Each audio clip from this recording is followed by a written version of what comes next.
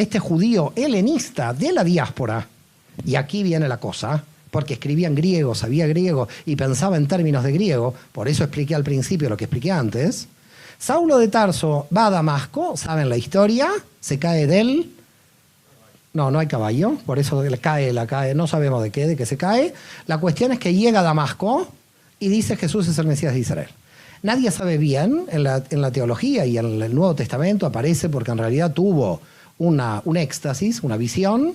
En la tradición judía oral hay otra justificación, si quieren la vemos al final de la conferencia. Lo cierto es que Saulo de Tarso llega a Damasco y dice, Yeshua, Jesús es el Mesías de Israel, judíos a favor, judíos en contra. Sigue siendo un problema interno de la comunidad judía.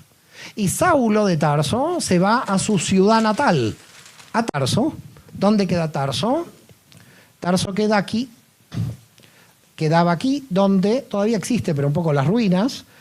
Esto es Chipre, es decir, que había comercio con Chipre, había comercio con Galacia y Capadocia, que estaban de este lado, y con Antioquía de Siria, que estaba por aquí. Por lo tanto, era un nudo comercial muy importante Tarso.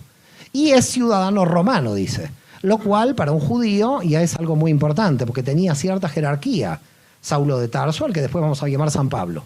Saulo, entonces, desde Damasco va hacia Tarso, y en Tarso se reúne con otro judío, Yosef, Barnabás, el levita.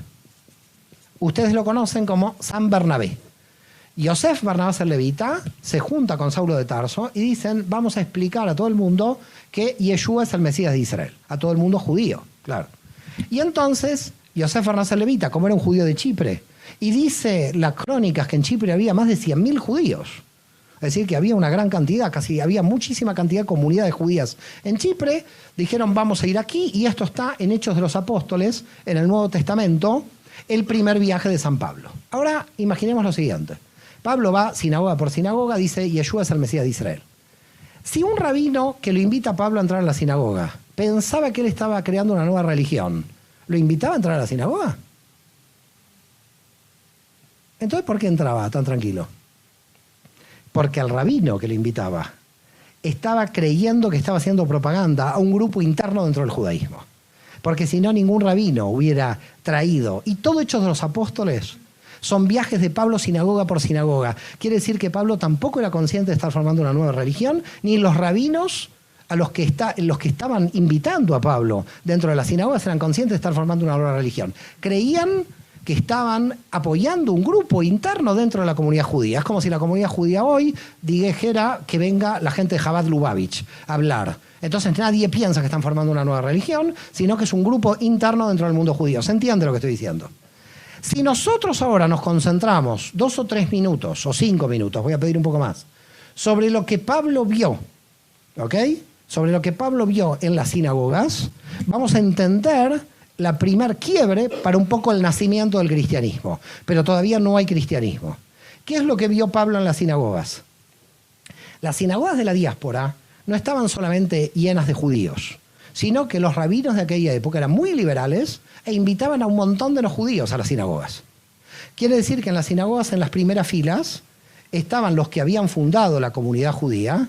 Quiere decir que estamos hablando de judíos, abuelos, bisabuelos, etcétera, genealógicamente judíos. Solamente estaban en las primeras filas de la sinagoga porque habían fundado la comunidad. Luego, en las segundas filas de la sinagoga, está lo que se llama en hebreo Ger Tzedek. Se los voy a traducir. Se llama prosélitos de justicia. Los prosélitos de justicia son aquellos que se convirtieron al judaísmo. Y están atrás simplemente porque llegaron más tarde a la comunidad. Pero a los efectos del derecho, tienen los mismos derechos que los judíos. Es decir, prosélitos de justicia son judíos. Solamente que están un poquito más atrás porque son los que están en proceso de conversión. Pero pueden tener 20, 30, 40 años de conversión. Quiere decir que ya están totalmente judaizados, en cierto modo. Y al final de las sinagogas están lo que se llama prosélitos de la puerta. Estos se llaman en hebreo Ger Toshav, o temerosos de Dios. Cuando aparece en el Nuevo Testamento que Cornelio era temeroso de Dios, no era porque es el único que temía a Dios, todos los judíos temían a Dios. ¿Por qué se lo llama temeroso de Dios? Porque estaba entre los prosélitos de la puerta. Así entra Pablo a una sinagoga del siglo I. Esto es lo que ve. Y empieza a predicar. Pero lo que ve le cambia la teología. Es decir, lo que ve de manera fáctica aquí, de manera de hecho, dice aquí hay un problema. ¿Cuál es el problema? Los prosélitos de justicia que se convierten eran casi todas mujeres. Y los prosélitos de la puerta, que no tomaban la conversión definitiva, eran hombres. La pregunta de Pablo es ¿por qué los hombres no se convertían al judaísmo? No explico más. La circuncisión. La circuncisión, que llevaba hasta hace 50 años o 100, una infección y inmediatamente pasabas al Olam Habá, al otro mundo. En consecuencia, todo el mundo creía en la resurrección, pero nadie quería una infección. Una cosa muy rara también con la resurrección, ¿no? Si tú crees en la resurrección, ¿por qué te molesta la infección? Ahí es un tema a debatir también, pero bueno. Entonces, están los prosélitos de la puerta que no se circuncidan y Pablo dice, ¿y esto? ¿Qué vamos a hacer con esto? Estos prosélitos de la puerta, ¿por qué no pueden tener el mismo estatus que los judíos de las primeras filas? Con lo cual a Pablo no iba por las esquinas evangelizando a nadie. La primera preocupación de Pablo es cómo a los gentiles dentro de la sinagoga los igualamos en su estatus. Ese es el problema de Pablo. No era que salió como los mormones o testigos de Jehová, vamos a evangelizar. No salió de las sinagogas Pablo.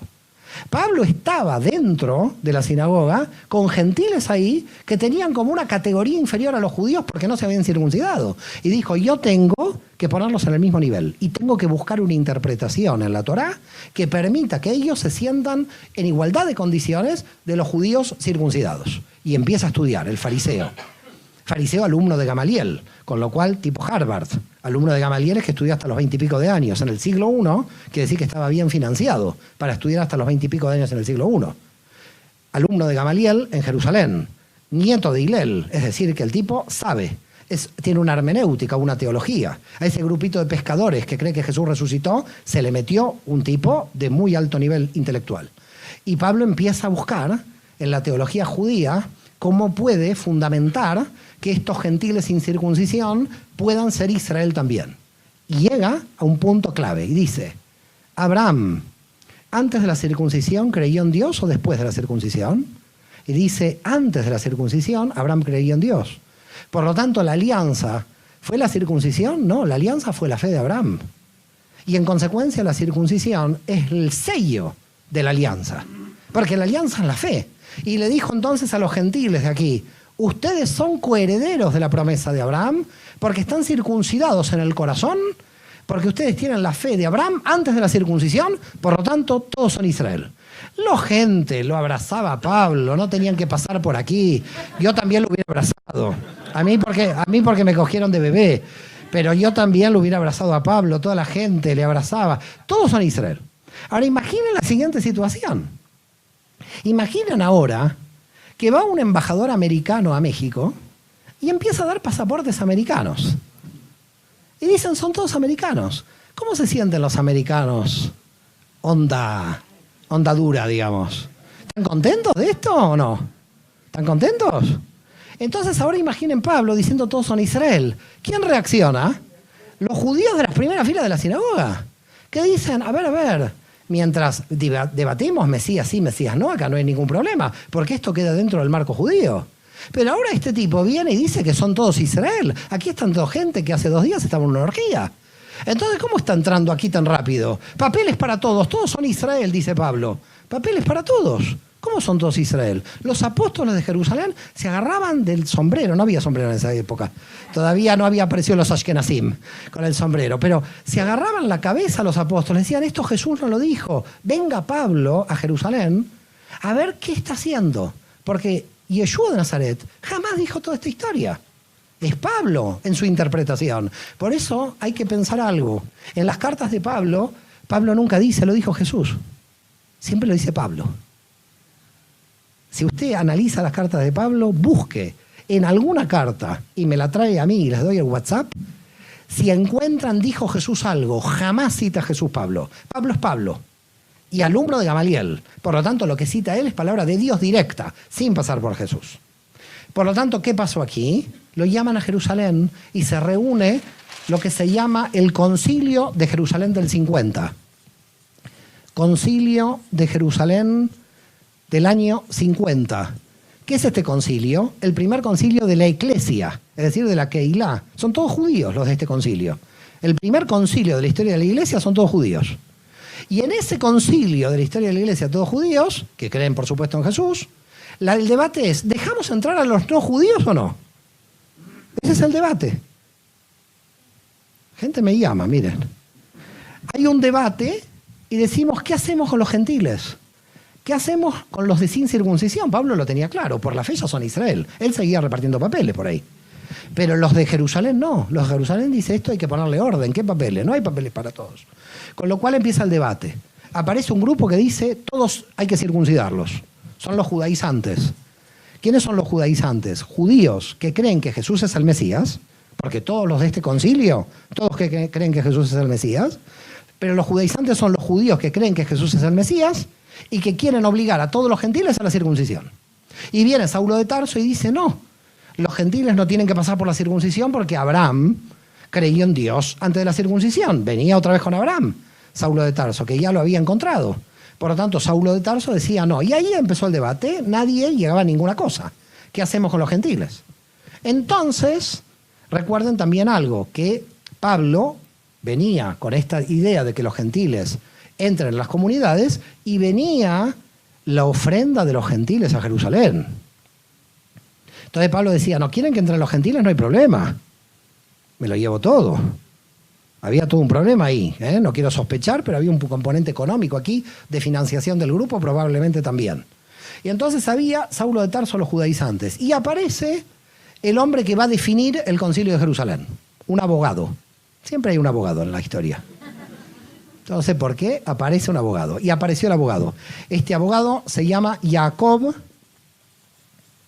ben Alfai o Jacobo ben Alfeo o Santiago el Menor. Santiago el Menor, el judío Santiago el Menor, que les presento el nombre, Jacob ben Alfai, dice en el texto de la Torá, encuentro que los gentiles pueden estar en la sinagoga sin circuncisión. Y son las 7 leyes de Noé. ¿Qué son las 7 leyes de Noé? Las que permite la ley de Moisés a los extranjeros residentes en Judea y que no necesitan la circuncisión. De esas 7 leyes que van a estar codificadas en el Talmud luego, aparece en el decreto apostólico 4. Quiere decir que aplican las leyes de Noé y dice, porque leemos la Torá de Moisés, los extranjeros, los gentiles pueden entrar sin circuncisión. La teología judía de las leyes de Noé le permitió a este grupo validar jurídicamente la entrada de gentiles sin circuncisión. No dijeron lo de Pablo, por la fe se van a salvar. Dijeron por la obligación de estas leyes. No matarás, no robarás, no cometerás adulterio, no comerás la carne con la sangre del animal, no comerás partes del animal vivo, pero no dice la circuncisión en estas leyes de extranjería. Eran para los obreros extranjeros fuera de Judea que querían trabajar en Israel. Claro, un fenicio no le va a decir venga y lo circuncido. Si yo lo compré al fenicio como esclavo, de repente con la infección se me pierden 10 esclavos. Así que no, Moisés puso la ley de extranjería. La ley de extranjería me permitía tener esclavos, pero no circuncidarlos. Para sí se mantenían como esclavos, pero dentro de su nacionalidad. Así que Pablo llega a ser victorioso de este concilio. ¿Por qué? Porque los gentiles pueden ingresar. Por la teología judía pueden